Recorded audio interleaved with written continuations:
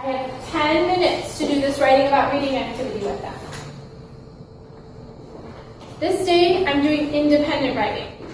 Okay, there's 3 types of writing that the LLI program will cycle through in the Writing About Reading days. Independent writing, interactive writing, and dictated writing.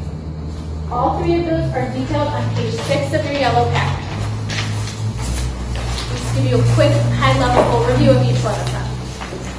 Interactive writing is very similar to shared writing. There is not a shared pen in this interactive writing. You are the only one with the pen. Everybody's talking about the ideas. Okay? You talk about it and you model for them what it looks like to write it out. This is where we recommend you write on just a blank chart paper or your dry erase board, not with any lines, and with one color of dark marker, so that they can later emulate you when they're writing in their My Writing book. Okay? After you write it, you always want to reread it. It's okay, this is one time it's okay to chorally read. Everybody can chant read that together. We want to help kids understand that what can be said can be written, and what can be written can be read. That's that very early literacy, early learning principle that a lot of our struggling readers are missing. So the understanding that we talk about what we're going to write before we write it, and then we write it down, and after it's written, we can read it. It makes sense. So closing that language loop for them. That's the interactive. The dictated writing is also really focused on oral language.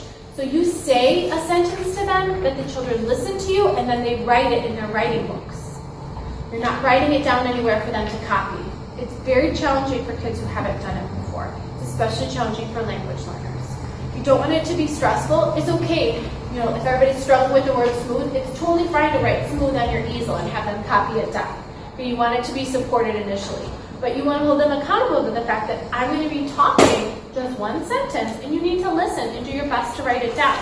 So if I say, the bug, was on a smooth leaf, I might say to them, okay, but I said the. That's one of our high frequency words that you've been practicing. I know you can do that. Get down the. Okay, bug. Sound that one out. Look back at your text.